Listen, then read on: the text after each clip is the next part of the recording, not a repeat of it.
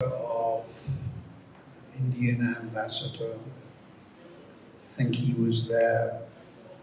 And according to Rancho Prabhu, on that day, Prabhupada gave three talks in that, his biography, And then they also made the cake for Prabhupada. And that would have been, I think again, Rancho, his wife. They made that cake. Do you remember the cake? And Prabhupada made some type of joke that rather than eating, he was supposed to build them, build the temples. So that was the only time I was at the Vyasa Puja with Prabhupada personally present. The essence of his talk was that the Guru, or the bona fide Guru, should engage his disciples or students in the service of the Lord, and in that way he was the servant. So he was turning it around. And although he was being worshipped as so many wonderful Vaishnavas, he was explaining how he's actually the servant. So this is when Bhaktivedanta Manor first opened in 1974, and Prabhupada then established or did Abhishek of the deities, Radha, Gokulananda. And at that time I remember seeing Satsuru Maharaj for the first time, and also Tulsi Prabhu for the first time. And Prabhupada bathed the deities, and they were taken onto that altar, which was very quickly made. And then 73, I'm sorry, obviously 73. 74 I was here. 73. So, in a very nice Vaishnava way, for the pleasure of their lordships. So, since then, of course, we've established Srila Prabhupada's Guru Puja as more important and more elaborate and more sophisticated, and bathing and so forth. Do you have any particular remembrances? 1973.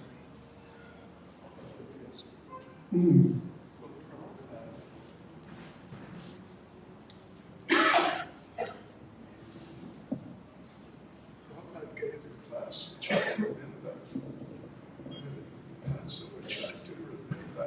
It's recorded, so it's there. But Prabhupada, one thing he emphasized is that he said that the Guru is one. At least the bona fide Guru is one. So there may be a number of devotees who are bona fide Gurus, but in a sense they're one because the message is one. And he spoke about that for a few minutes, and that really struck me at the time. I was in Newport, and I didn't know so much about these things. So that struck me really. The Guru was one. It was nice.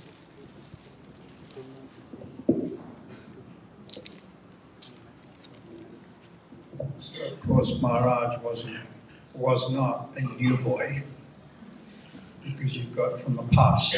We're carrying on. We're carrying on from the past. So when Srila Prabhupada left, he requested that at least we maintain what he's established, and obviously we try to expand it.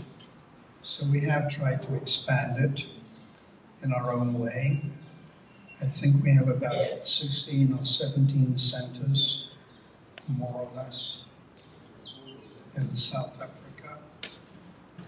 And I estimate around about 2,000 initiated.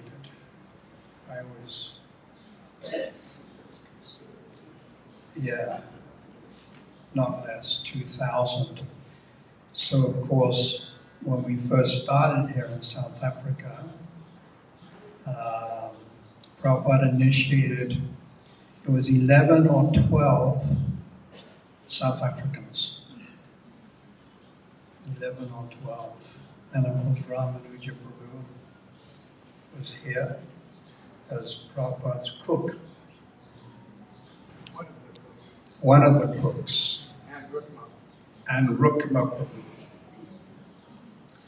When Prabhupada would come back from the evening programs, we did seven whole programs. And he would come back at night, and often he would ask for a kachori. And Rukma Prabhu was very good at cooking kachoris. He was taught by Kirtanananda, and Prabhupada taught Kirtanananda. And what is the filling inside a kachori? Urad dal with chili powder, hing, salt, maybe some jeera. The Prabhupada would come back and he'd be hungry from a program. Rukma was his new Vrindavan. Kirtanananda taught him how to cook. The Prabhupada taught Kirtanananda. Srila Prabhupada taught Kirtanananda Prabhu to cook. And Prabhupada, he was a good cook, and Prabhupada called him Kitchenananda. And he said, this is a kitchen religion. So we've seen how prasad distribution is very important. Yesterday, lots of prasad distribution. Biryani. And they were cooking down in the back on wood fires. Plus, many people were coming. We were selling prasad out in front and in the restaurant. So someone was saying how many more people are coming for the Sunday for the getting free prasad on Sunday, but many more people are coming for the temple program on Sunday. So it's a discipline. So it came back to Prabhupada. Prabhupada taught Kirtanananda. Kirtanananda taught Rukma. Rukma cooked for Prabhupada. Prabhupada liked his kachoris. We call the Prabhupada samosas kachoris in this country, but it's not it's not what Prabhupada called kachoris, Bengali kachoris. We have Prabhupada taught us a way to make samosas, where you curl up the end, and he taught us to make them with a filling of cauliflower and peas, and you cook it and you put it in. So I just call it a Prabhupada samosa, because there's another kind of samosa, the rectangular ones. So that was there. I was making chapatis for Prabhupada, and I would bring them in puffed up. And this is kind of famous. When Prabhupada first came, it was difficult because Prabhupada was an Indian national, and on the Indian passport, it said, not valid for South Africa. So, Pushta Krishna Prabhu, how long did it take him to get the visa? 2 years. 2 years to get a visa for Prabhupada to come to South Africa, because South Africa had a program called Apartheid. Maybe you've heard of it. And the Indian government didn't agree. And we know Mahatma Gandhi was here. And so it said in the Indian passport, not valid in South Africa. So they were too quarreling. I knew one Gujarati man, and he said, "My motherland is India, and my fatherland is South Africa. And my parents are quarreling." So Pushta Krishna was the first person to really establish Krishna consciousness. And Shruti came earlier, and he was distributing books. But Pushta Krishna was really good. And when we got the house in Yeovil in Johannesburg, he went to all the neighbors and told them who we were and why we were there. So he made, even from the beginning, he made good relations with the neighbors. And that he was very good the way he established Krishna consciousness. And then he arranged for Prabhupada to come. Prabhupada came, actually, if you count it, the first African country that Prabhupada set foot in was Egypt. Port Said, when he went through the Suez Canal on the way to America. But he just got off with the captain and they walked around a little bit and he came back.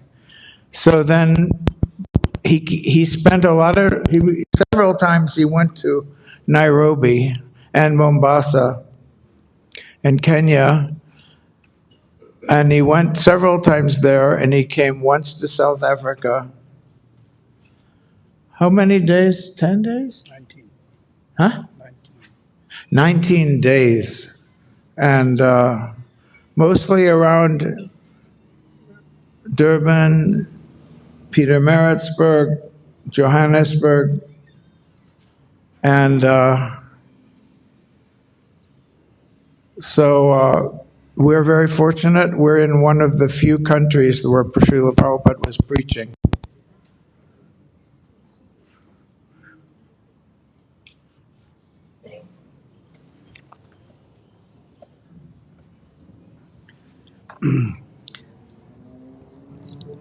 So this devotee called Rukma Prabhu, he was actually with Ramanuja Prabhu cooking.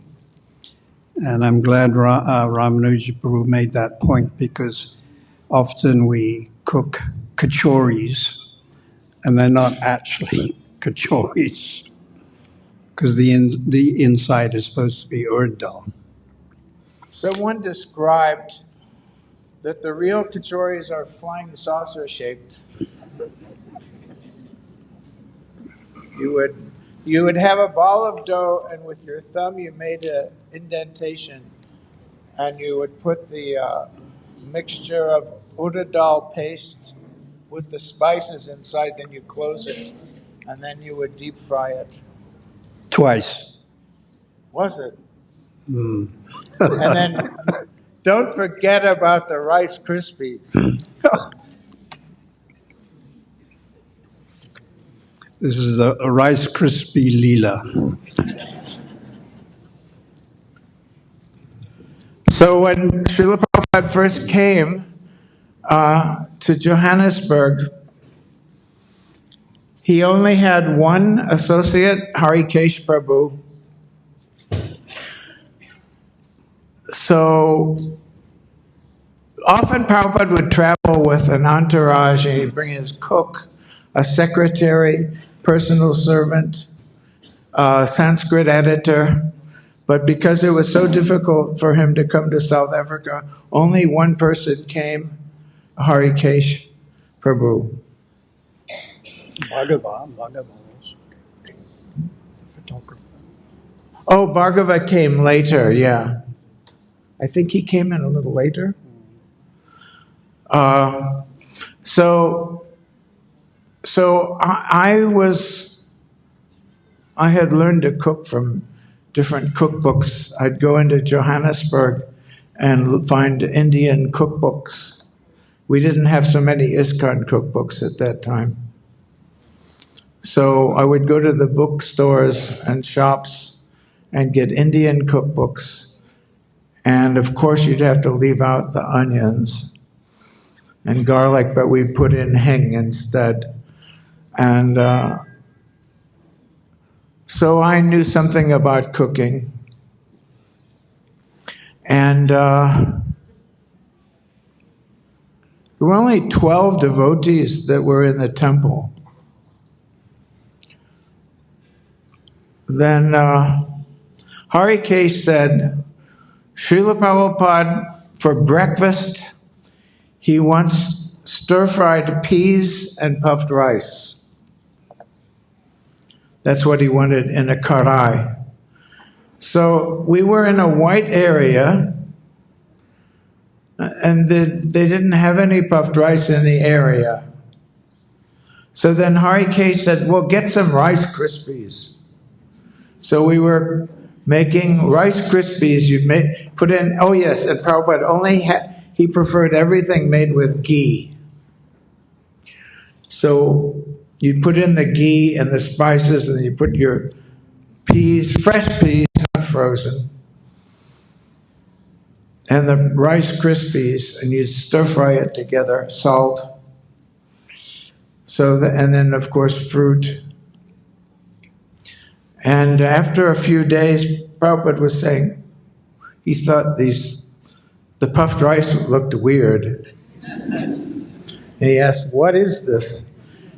And then Harikesh brought him the box with snap, crackle, and pop on it. And all the different ingredients. And then by that time, he said, no, this is made by Karmis, we don't want this. So then by that time we had gone to Fordsburg, where the Indian area was, and we brought the mumra, the puffed rice. So, and then in the afternoon, Prabhupada, he would usually have a dab, which was a green coconut water, about 4 o'clock. But there were none available, especially, they're not available in this country, especially in Johannesburg in 1975. So then he said he wanted pineapple juice. So we didn't have a juicer, so I just chopped up the pineapple and squeezed it in a white cotton cloth. That's how we got pineapple juice. Then he'd have it with a little bowl of salt, add a teaspoon, and he would stir salt into it. And I'm sure all our doctors think this is very healthy, right? He said that it cuts the acid. For lunch, I made the chapatis, and they all had to be puffed up. And then you'd have to bring them in puffed up like a soccer ball, practically. And then Prabhupada would smash it down with his hand, and he'd have a little bowl of ghee. And he'd with the bowl of ghee, with the spoon, he'd put the ghee on the chapati, and with the back of the spoon, spread it out. So he wasn't eating rice. He'd have 4 chapatis a day. And Rukma made the vegetable curries, the sabjis, and the dal. So that's what Prabhupada was eating, and I was also cooking for the devotees. And I remember when we were in Westville, I had made a cake for the devotees with dried fruit, a fruit cake with a white icing. And somehow Prabhupada was yelling at Harikesh for some reason. Shri Shri Radha Radhanath, Shri Chaitanya Mahaprabhu, Srila Prabhupada ki. So then Harikesh was eating this cake and he said, it's a day to eat and forget. Anyway, that was Prabhupada. Oh. I think it was the Wits, the Great Hall at Wits.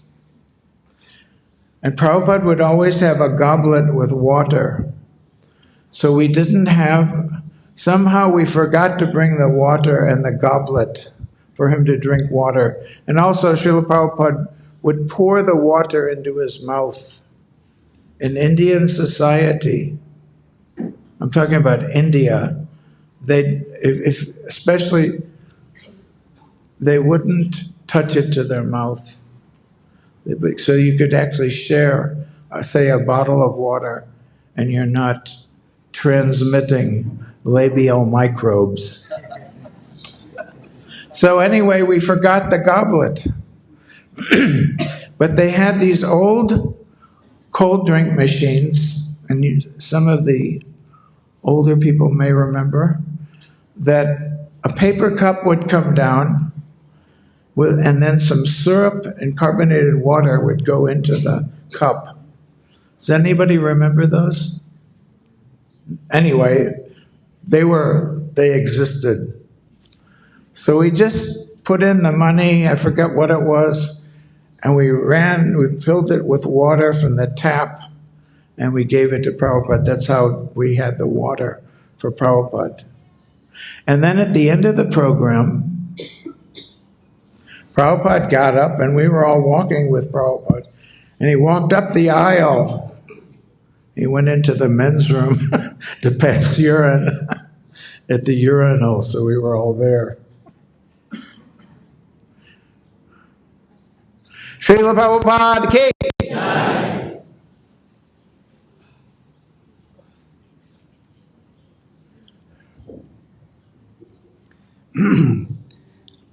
So Rukma Prabhu, our godbrother, he was actually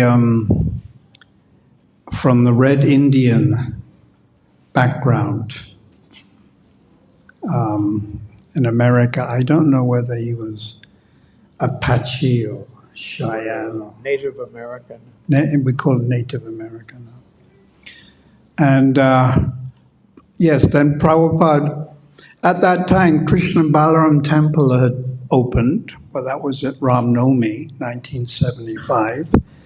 So you're looking at 4 or 5 months later. And Prabhupada recommended or asked that Rukma Prabhu go to Krishna Balaram Temple in Vrindavan and cook for the deities. So he did. He went. And he cooked, and sometimes he would come back to South Africa in and out. So what we've seen is that when there is a need, Lord Chaitanya Mahaprabhu sends various Vaishnavas to assist and help. So we see this with Srila Prabhupada, that Lord Chaitanya sent some very nice devotees. They became disciples of Prabhupada. And at that particular time, they really helped. Subsequently, they may have drifted. The fact is, Prabhupada gave sannyas to around about 65 disciples, and 90% left the sannyas ashram. Of course, it's different now. It's very extremely strict, sannyas ashram. But these devotees, they were sent by Lord Chaitanya to assist Prabhupada at a particular time. And you can see this with Pusta Krishna Swami, extremely intelligent, and came here to South Africa and arranged things. And Prabhupada came. We could never, myself and Ramanuja, and there's a few others, we could not have organized that. But Pusta Krishna did.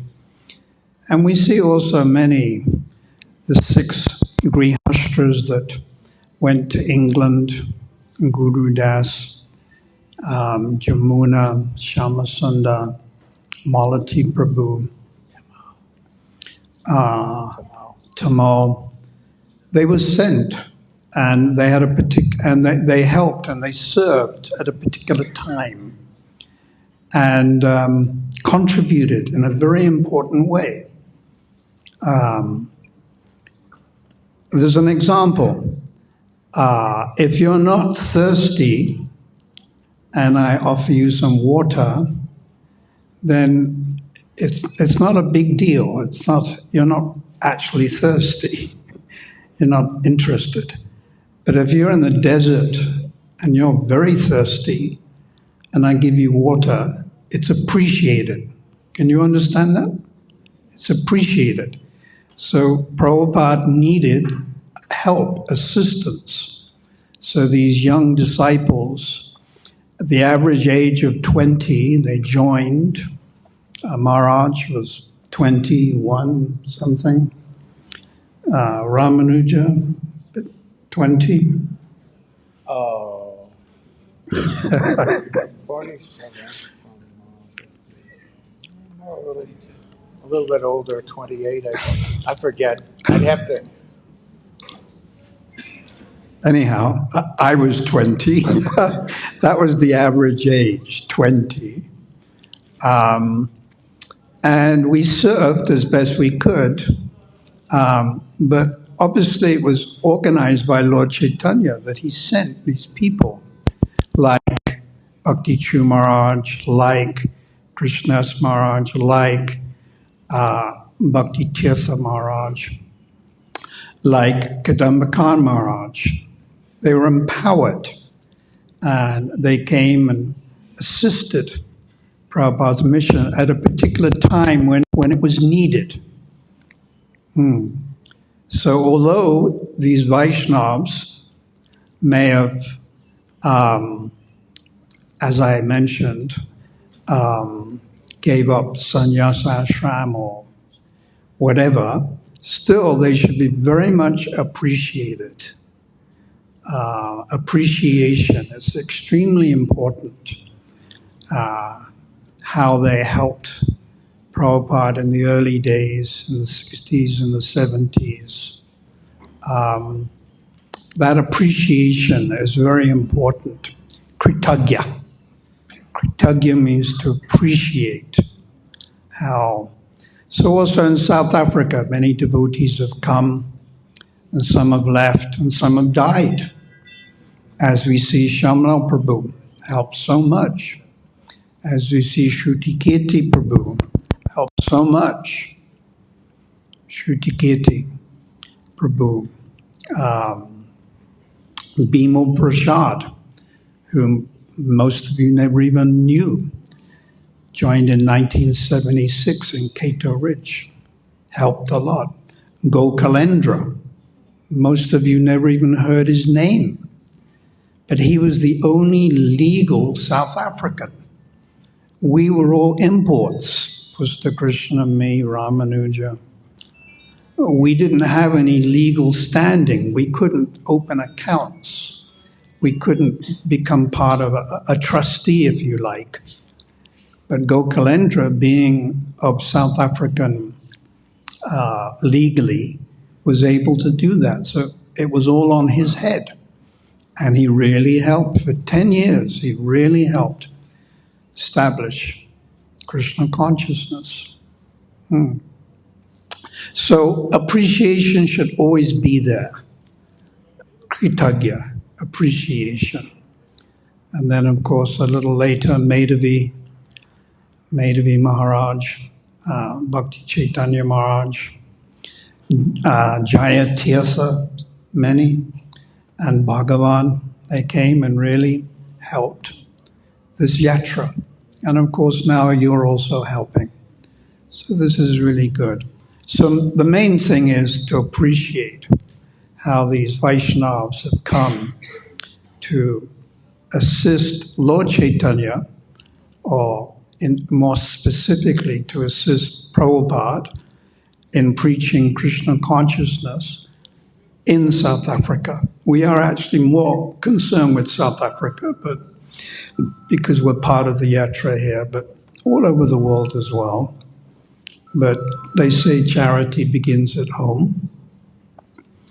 So we're very grateful to have these Vaishnavas like Ramanuja Prabhu, His Holiness Bhakti Chaitanya Maharaj, Madhavi Prabhu, Kadamba Khan Maharaj, to assist us and help us. And my humble request is we should always appreciate Vaishnavas. They're very rare. Yeah, especially on a day like this. Srila Prabhupada ki jai. Ask Maharaj. I shall also be offering the boga, so I shall leave in a few moments. Hare Krishna. I think we will ask Ramanuja to address us after this. In the meantime, this will receive your Prabhupada now. Okay, this is my official offering. Oh, Srila Prabhupada ki.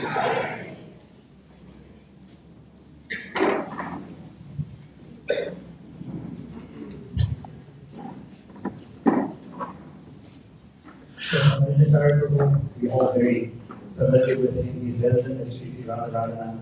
Very fortunate to have him here for many years already.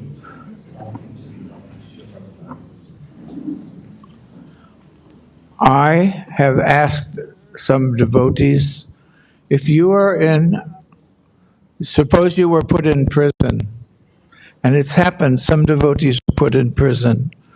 Maybe the government is against Krishna consciousness or different karmic reactions, or you're on a desert island and you could have one book. Which one would you choose? And I said, my favorite book is the Krishna book. Swarup Damodar Prabhu, he said he likes the Bhagavad Gita. And Krishna Chaitanya, he says his favorite book is Teachings of Queen Kunti. So, this is about the Krishna book. It is a popular theme in Vyasa Puja offerings to Srila Prabhupada to thank him for everything he has given. He has given us. In this offering, I would like to draw attention to just one of Srila Prabhupada's gifts, the Krishna book, and all the immense benefits one can derive simply by narrating, reading, and hearing this one book. The following are quotes from the Krishna book. This is from the introduction. It is the order of Lord Chaitanya that Krishna Katha should be spread all over the world, because if the conditioned souls suffering under the pangs of material existence take to Krishna Katha, then their path of liberation will be open and clear. The purpose of presenting this book is primarily to induce people to understand Krishna or Krishna Katha, because thereby they can become freed from material bondage. This next quote is from chapter 14. That would be the prayers of Lord Brahma. These descriptions of Lord Krishna's pastimes with his cowherd boys, his eating with them on the bank of the Yamuna, and Lord Brahma's prayers unto him are all transcendental subject matters. Anyone who hears, recites, or chants them surely gets all his spiritual desires fulfilled. The next is from chapter 57. This story of the Syamantaka jewel is very significant. In Srimad Bhagavatam, it is said that anyone who hears the story of the Syamantaka jewel, or describes it, or simply remembers it, will be free from all kinds of defamation and the reactions of all impious activities, and thus will attain the highest perfectional condition of peace. The next quote is from chapter 63. Shukadeva Goswami assured King Parikshit that the narration of the fight between Lord Shiva and Lord Krishna is not at all inauspicious like ordinary fights. On the contrary, if one remembers in the morning the narration of this fight between Lord Krishna and Lord Shiva and takes pleasure in the victory of Lord Krishna, he will never experience defeat anywhere in his struggle of life. The next quote is from chapter 67. This narration of the devastation of Varanasi by Krishna's disc weapon, the Sudarshan Chakra, is transcendental and auspicious. Anyone who narrates or hears this story with faith and attention will be released from all reaction to sinful activities. This is the assurance of Shukadev Goswami, who narrated this story to Parikshit Maharaj. The next quote is from chapter 69. Anyone who attentively hears the narrations of Lord Krishna's pastimes in Dwarka or supports a preacher of the Krishna consciousness movement will certainly find it very easy to traverse the path of liberation and taste the nectar of the lotus feet of Lord Krishna, and thus he will be engaged in Lord Krishna's devotional service. The next is from chapter 74. Shukadev Goswami assured Maharaj Parikshit that the pastimes of Lord Krishna, the killing of Shishupal and Jarasandha, and the releasing of the imprisoned kings are all transcendental vibrations, and anyone who hears these narrations from the authorized persons will immediately be freed from all the reactions of the sinful activities of his life. The next quote is from chapter 79. Lord Balaram is the original Vishnu. Therefore, anyone who remembers these pastimes of Lord Balaram in the morning and evening will certainly become a great devotee of the Supreme Personality of Godhead. And thus, his life will be successful in all respects. The next is from chapter 85. Shukadev Goswami has stated that all persons who hear this history of Sudama Vipra and Lord Krishna will know how affectionate Lord Krishna is to the Brahman devotees like Sudama. Therefore, anyone who hears this history gradually becomes as qualified as Sudama Vipra, and he is thus transferred to the spiritual kingdom of Lord Krishna. The next is from chapter 85. Thus, by the grace of the Supreme Personality of Godhead, Narayan, who is transcendental to all material qualities, Lord Shiva was saved from being killed by a demon. Anyone who hears this history with faith and devotion is certainly liberated from material entanglement as well as from the clutches of his enemies. The next quote is from chapter 90. The transcendental pastimes of the Supreme Personality of Godhead, Krishna, are so powerful that simply by hearing, reading, and memorizing this book, Krishna, one is sure to be transferred to the spiritual world, which is ordinarily very difficult to achieve. The description of the pastimes of Lord Krishna is so attractive that it automatically gives us an impetus to study repeatedly. And the more we study the pastimes of the Lord, the more we become attached to Him. This very attachment to Krishna makes one eligible to be transferred to His abode, Goloka Vrindavan. Thank you, Srila Prabhupada, for the Krishna book. Your humble servant, Ramanujacharya Das. Srila Prabhupada ki!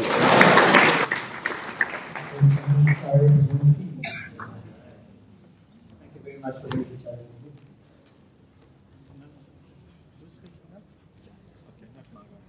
So just to request that we have a number of elderly devotees who are standing outside. So those who are young and able-bodied, if you could use the carpets, please, and make some space for the elderly devotees who are maybe standing on the chairs. And also there's devotees who are at the door, there's lots of carpet space in the front and a few empty chairs also. So please feel free to come in.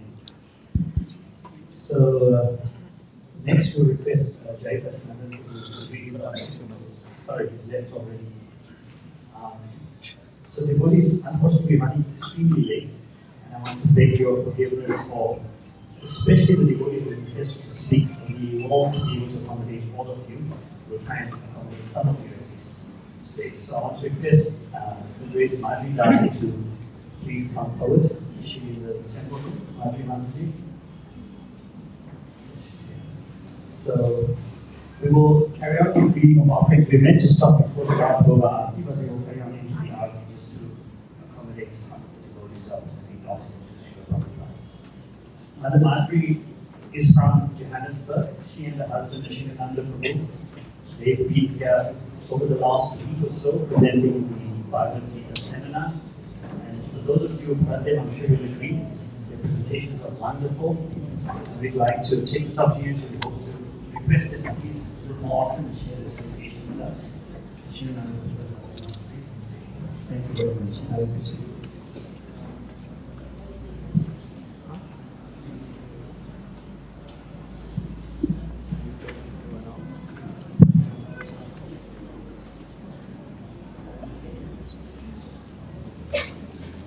Dear Srila Prabhupada, on this auspicious occasion of Sri Vyasa Puja,